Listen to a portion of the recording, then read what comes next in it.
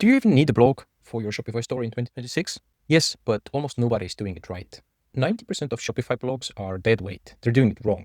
They get zero traffic, zero sales, zero conversions, and they're actually hurting your SEO. In the next 10 minutes, I'm going to show you what the 10% of blogs that actually work, that actually drive revenue for Shopify stores, what do they do differently, and how to know if blogging is even worth it for your niche. So let's get straight to it. So real quick, what I'm going to cover is the 4 ways most Shopify stores blog wrong.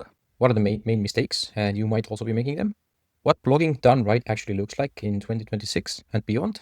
The 3 blog formats that actually work right now to drive e-com sales, and how to actually know if blogging is worth in your niche. And also here's an example of Gymshark here. This is the blog section.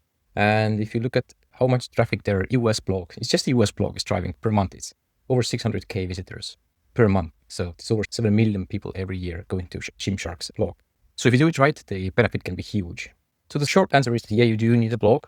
If you're serious about e-commerce, if you're serious about growing your brand, if you're serious about growing the value of your e-com store, maybe you want to sell it one day. So if you want to grow the value, max out the value that you are able to get when you're selling your store, you do need to blog, because otherwise you're just leaving that money on the table and your competitors are getting it and grabbing it. But most e-com stores are doing blogging wrong, and I'm going to show you how and what to do differently. So the 4 main mistakes, they're pretty obvious. Like the first one is mass generated AI content.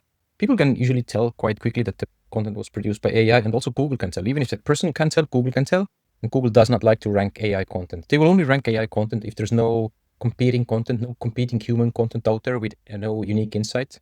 But if you're just generating content with AI without a significant amount of human editorial time, with no human touch, it's not going to work. And many businesses have tried it and they failed. So you might get a huge spike in traffic, but you're going to drop sooner or later. And you can Google the term AI mount or mount AI, and you're going to see what I mean. What also doesn't work, number 2, is generic 10 tips for this or that kind of posts. This doesn't work. There's no intention. There's no keyword research behind it. Number 3, personal stories.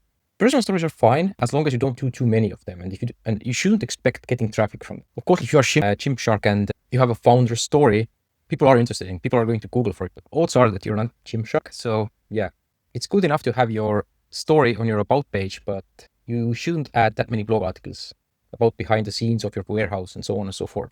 Yes, this is good content, but this again should go to your about us page or to your social media. Otherwise, you're just bloating your site and you're allowing less ranking power. You're grabbing ranking power from the pages that do need it. Number 4, which I already slightly mentioned, publishing articles without no keyword research. Maybe it's because you don't know how to do keyword research. You're just hoping that maybe if you publish something will stick. Odds are that you're wasting time there. So keyword research is super important. It's highly important.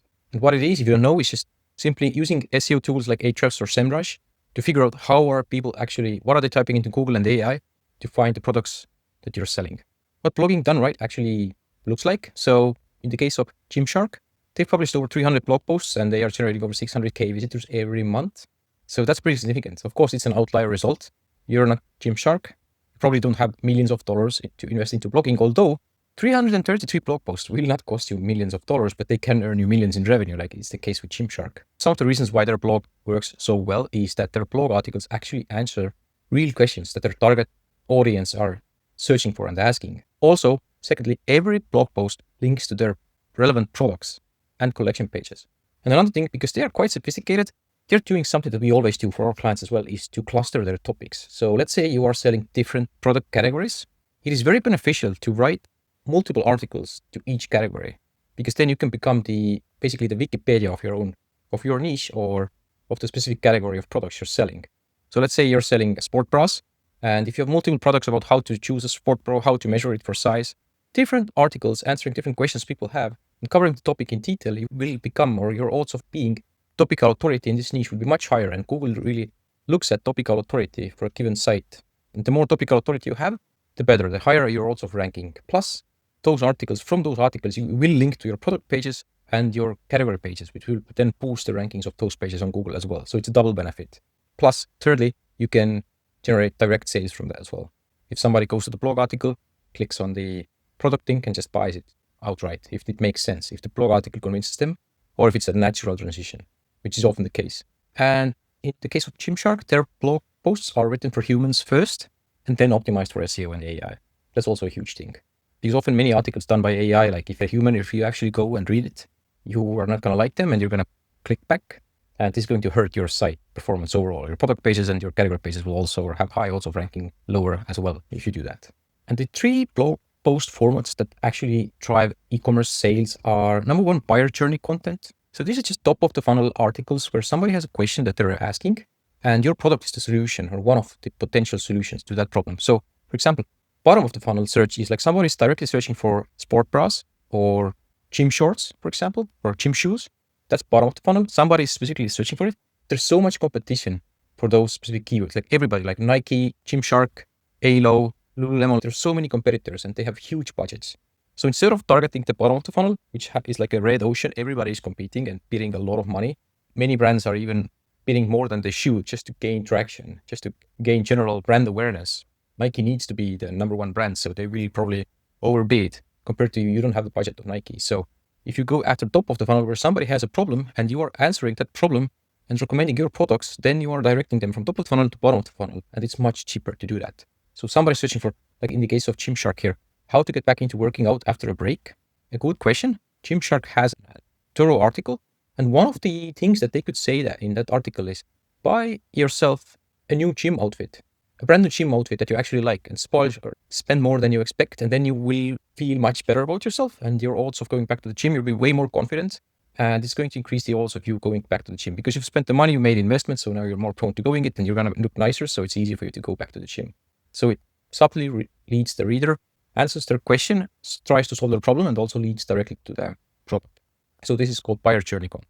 Number 2 is content for topical authority. So let's say you're selling something. In this case, in this example, let's say you are selling running shoes. So having a lot of articles around running shoes, around running. You can start from running shoe top articles and then expand to running in general, like Gymshark has done here. How long should a long run actually be, and so on and so forth. So the more articles you have in that cluster, and they all link to your running shoes or your running products, the easier it is for you to rank, because you will be the topical authority if you have enough articles. If you have more articles than your competitors, they're more thorough, they're better done. And your product pages are going to rank higher because they will have more internal links. And again, the articles themselves can lead to people actually making purchases because they see beautiful pictures of your products and they could click on those and make the purchase straight from reading the article. But overall, the idea is that usually the websites that rank on Google, they have 2 things. And if they have both of those things, the odds of them ranking are the highest. So first of all, they need domain authority, so backlinks. The websites needs to have backlinks, like if they're competing with other brands. All else being equal, backlinks is usually the determining factor. That's why also Amazon dominates most niches. And the second thing is topical authority, so articles, content around your product. And if you have a combination, if you have high authority and high topical authority, then you will become quite hard to beat. So that's why topical authority clusters are also important. And thirdly, comparison or buying guides, how to buy something, like some ultimate guide to marathon outfit, clothes, or this product versus that product. So these are just people that are already interested in buying. They're not at the top of the funnel. They're not searching for solutions to the problems, but they're also not directly ready to buy, but they're quite close to being ready to buy because they're comparing other different products like Adidas versus Nike running shoes. And like Gymshark, if they're selling running shoes, like they could write an article about like Adidas versus Nike running shoes and then say that answer the question, give the comparison, and then also introduce a third option, Gymshark's running shoes. Or if you are selling running shoes, like you could introduce your own brand here. So that's another way to write articles, and they are quite close to the person making a buying decision. So the odds of these actually converting is pretty high. These are the 3 main types. So a simple thought exercise that you can do to figure out is blogging worth it in your niche. This is something we usually do for our clients. Is number 1, search demand check. Are there at least 20 keywords that we find with our SEO research tools? And if you don't have those tools, I recommend you to subscribe to the channel because I'm going to release another video on how to do keyword research for free. Basically, how to hack content creation or how to hack keyword research for free. But you can also use some free tools for that as well. Anyway, are there at least 20 keywords that have at least 100 search volume? They're not product or category pages. So basically, are there questions people are asking in your niche that could generate enough traffic for your site? That's the first thing. Secondly, is if there are those keywords, would you be able to naturally connect those, like people typing those keywords into Google or AI, and then let's say they find your blog? Is there a natural connection from reading answers to their questions to buying your products? Like in the case of how to get back to the gym, how to start going to the gym again, and then Gymshark saying that buy a new gym outfit to feel better about yourself, to be more confident. There's a natural connection. Is there a natural correction? And if you can make it in your hand, that it does make sense to write blog articles, then that's also a really strong sign that blogging could be, and usually is, profitable in your niche and worth doing. And number 3, topical authority map to any of the categories of products that you're selling. Can you write at least 10 blog articles in the next 12 months around those main categories? So can you actually do it? Do you have the resources? And is there enough to write about? So yeah, these are the three main things that we usually look at. And if the answer is yes, then it's probably worth pursuing. But one nuance to it is that if you have limited resources, then you always, like with SEO, you always have to start from optimizing and creating product and category pages. They are the ABC. They are the SEO one-on-one. They are the 20% that gives you 80%, if not more, like I would even say 10% that gives you 90% of the results in SEO. But once you have those things done, because usually you don't have most stores don't have an unlimited amount of products or an unlimited amount of categories. Once those things are done, then to help push those categories and products ranking higher, you need blogging comes next. And this is a framework on how to figure out, like, can you actually do it and should you do it?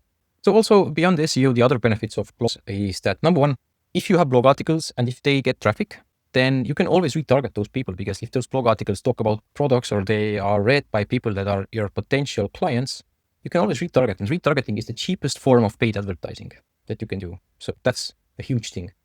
By doing blogging, you will have a huge audience that you can then retarget your products to. Number two, brand awareness at scale. By doing blogging, you will build a lot of trust and brand awareness among your buyers. They will see your brand, they will see your logo when they read the blog article. Even if ChatGPT or AI cites you, they will still see your logo connected to citation. They might not always notice it, but still it's a strong signal for them. And the next time they see your advertising, they are much more likely to click on your ads, because people need to see your business multiple times before they make a purchasing decision. And SEO and blogging can help with that. Also, if you do blogging, AI will have much higher also citing or using your content to give answers to people. Because if you don't do any blogs, like AI needs to get its content from somewhere. Yes, it has training data, but it relies mostly on fresh data and needs fresh blog articles all the time. So if you don't do blogging and your competitor does, the odds are that AI is going to cite them, recommend them instead. Number four, if you add lead magnets, you can then get people to your newsletter and start sending them your promotional emails to get more revenue from newsletter subscribers. That's another key strategy. And in e-commerce, Klaviyo is or can be utilized in combination with SEO. You get a lot of traffic to your blog. You have a lead magnet, a buying guide, something that they would point to, like maybe sign up to get minus 20%, whatever discount is or your lead magnet is. You can get people's emails, then you can start emailing them and get more people to come back and buy from your store. Number five, blog articles can attract backlinks. So if you write about something, if it's useful, if it answers people's questions, people might refer your website, refer your blog article, send links to it, and this will raise the overall authority of your website. And this will help all your product pages and all your category pages rank higher as well. So there are a number of additional benefits. And because there are so many benefits, as long as your product and category pages are optimized and done well, blogging is a vital thing for you to do, to maximize the value of your e-commerce store, to earn more revenue and to maximize the overall value of your store. And to also give you two more tips about how to find profitable blog topic ideas. Number one is just mind your customers' questions. So go to your customer support or look at tickets that your clients have left you or people have asked from you. And if there are things that keep popping up, just write articles answering those questions. That's number one. Number two is go to the top dog in your niche, like who are the dominant players, and preferably the biggest players in the niche would be the best examples for it. And ideally brands that have huge budgets, because if they have huge budgets, they also are investing into SEO companies like ourselves and that do the keyword research. And then if you just go to their blog articles, you can get inspiration from what they're writing about. Write on similar topics, just do it better, because you probably, if you're smaller, you might have more time or you can invest more into it. Big companies, they're scattered. They maybe don't have the budget or the resources to invest that much, put that much effort, put that much thought into every article. Maybe you can do it. Just choose a niche of articles or a smaller selection of articles and put more attention to them so that you could have bigger impact and that your articles could rank better if they're more useful to the end users. This is it about blogs. One thing I wanted to add is that if you want to see a short video, it's usually 4 or 5 minutes. Sometimes it's a little bit longer about what's the potential revenue that you could generate with SEO in your niche. Go to the link that you see here, redpad.sh/audit. It's also in the description of the video. And if you fill out the quick form there, me or some of my team members will do for you is we will run an audit of your site and basically figure out who are the top ranking competitors in your niche and how much revenue they're generating from organic search and AI per month and per year, and how much business value this has generated them. So we see the potential in your niche. We only do a limited number of these audits. So if you're actually interested, go and request it. This is mainly for brands doing more than 200K a year in revenue. And we'll do it in 2 business days, and we're not going to follow up with you unless you want us to. So no sales guys, no funny business. Thank you. I hope this was helpful and have a great day.